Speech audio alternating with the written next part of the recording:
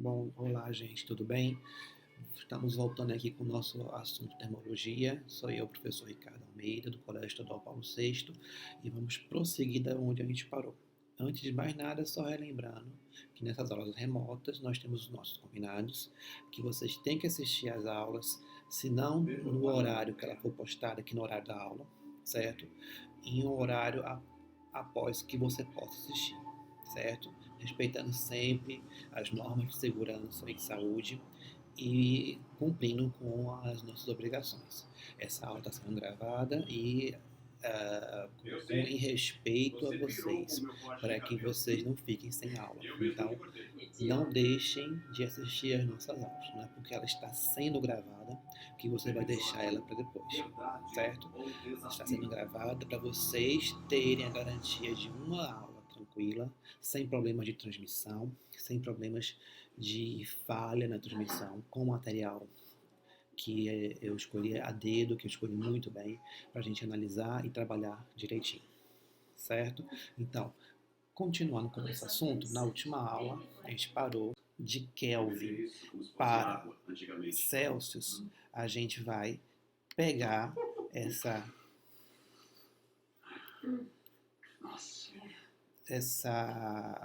temperatura e usar a seguinte forma. A gente vai pegar a temperatura em Celsius e somar com 273, certo?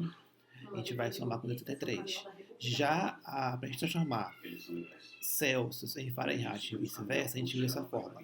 A temperatura em Celsius sobre 5 igual a Fahrenheit menos 32 sobre 9. Essas fórmulas em si, vamos ver de uma forma mais tranquila mais adiante, certo? Aqui é só a teoria e eu quero deixar um exercício para vocês e um exercício de forma bem mais explicada, bem mais tranquila, certo?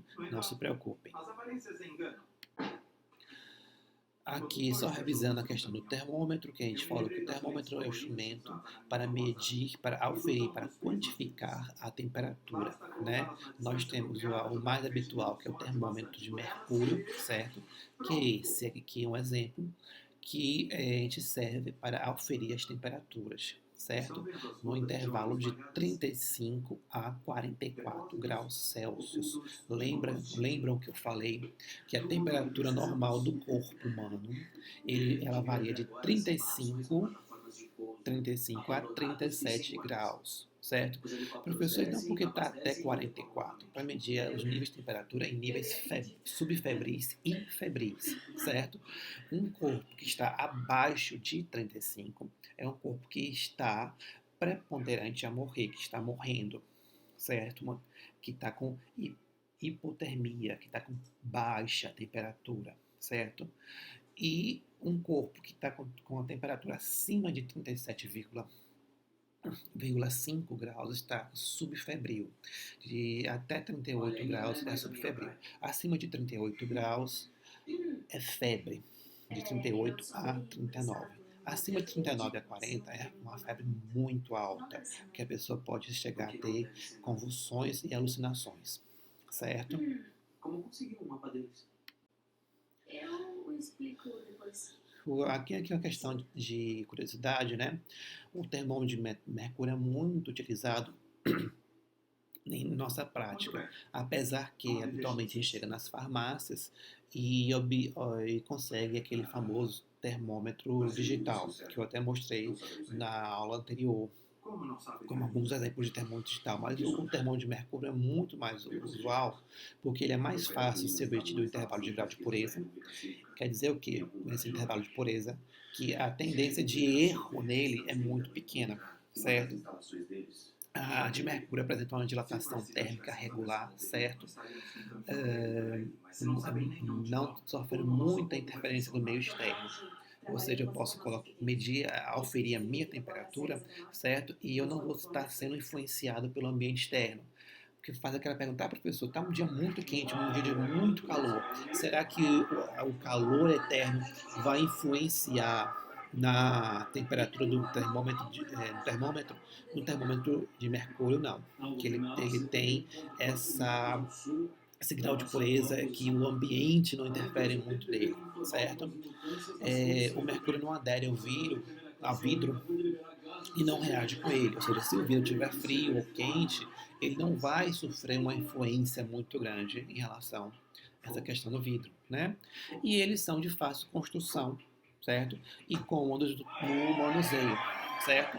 Ele é muito mais fácil de se construir, de se produzir e fazer do que o termômetro digital e os outros vários exemplos de termômetros que a gente falou na aula passada, certo?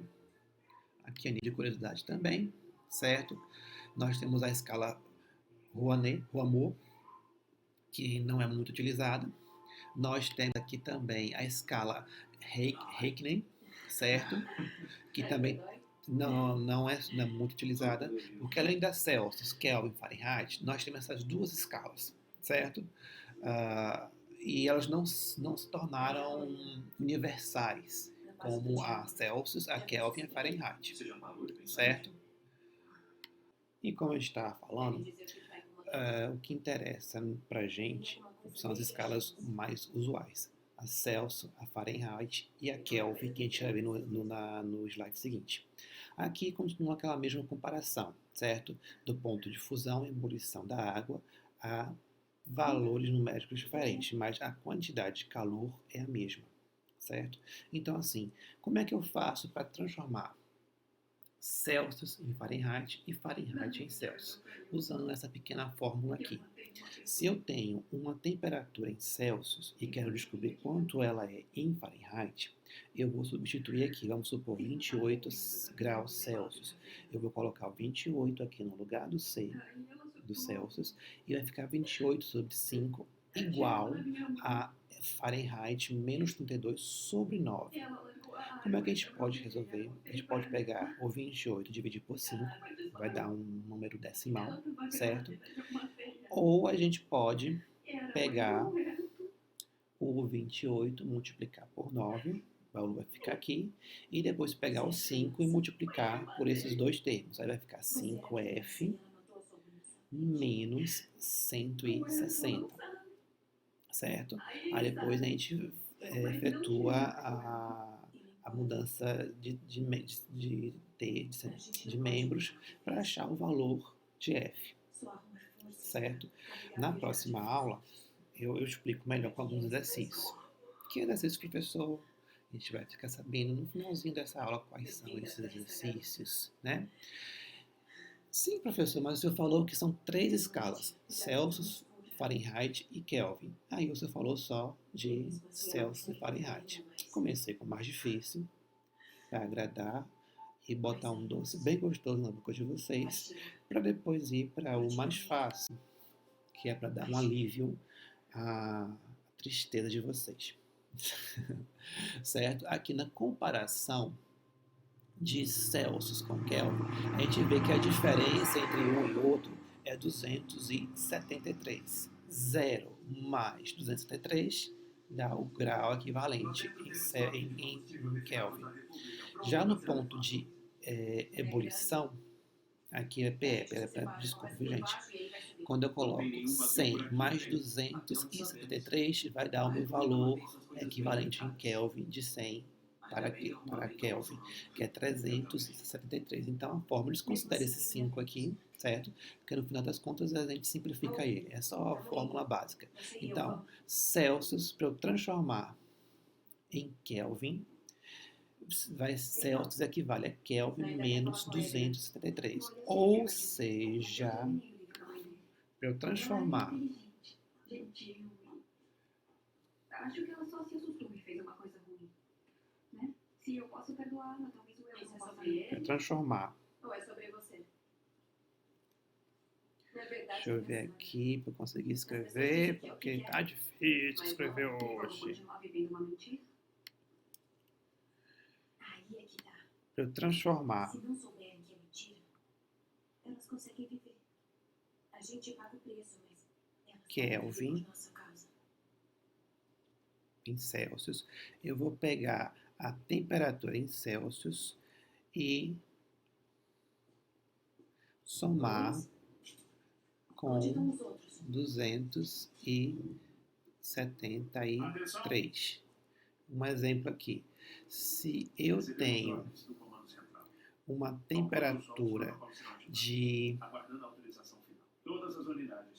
28 graus Celsius, tá vendo como minha letra é maravilhosa, né? Mas do que Então, você quando falou? vocês estão vendo esses slides, estão se vendo livros de minha letra.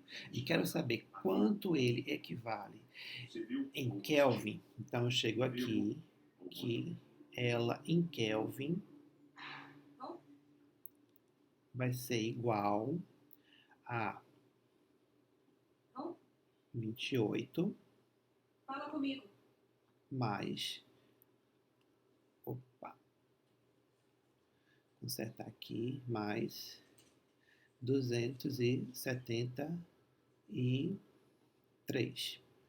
Somando aí, vocês vão ver, vou usar a minha colinha aqui, que eu não sou besta, né? 28 mais 273 dá o quê? 301 graus Kelvin. Ou seja, 28 graus em Kelvin, ela equivale, é igual a 301 graus Kelvin. Tranquilo? Então quer dizer o quê?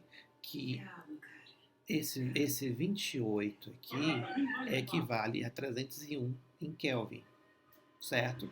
Então a gente vai fazer isso em qualquer conversão de Celsius para Kelvin. E na de Fahrenheit a gente vai usar aquela fórmula, certo? Vai usar onde, professor? Vamos usar nessas questões aqui. Ah, precisa copiar essas questões aqui que você colocou no slide? Não precisa, porque eu vou disponibilizar, vou mandar para vocês uma lista, não só com essas 5 questões, tem muito mais questões, para vocês começarem a trabalhar e a responder algumas questões. E na próxima aula eu vou corrigir todas as questões, certo? Se vocês responderem logo, eu até nessa semana mesmo eu já deixo as questões respondidas para vocês. Tranquilo? Certo? Então, respondam, assistam a aula e qualquer dúvida, mandem mensagem no WhatsApp ou no e-mail Enova. Vocês não estão mandando mensagem da última aula, dúvidas, então eu estou crendo que vocês não têm dúvida. Vocês já são adultos, não vou ficar perguntando de um, tá com dúvida, não tá? Então assim, eu estou fazendo a minha parte, estou fazendo a nossa aula, e vocês têm que fazer a parte de vocês, que é assistir a aula, né, gente? Muito obrigado. Se divirtam com esses exercícios que vocês vão amar muito. Fique com Deus. Abração.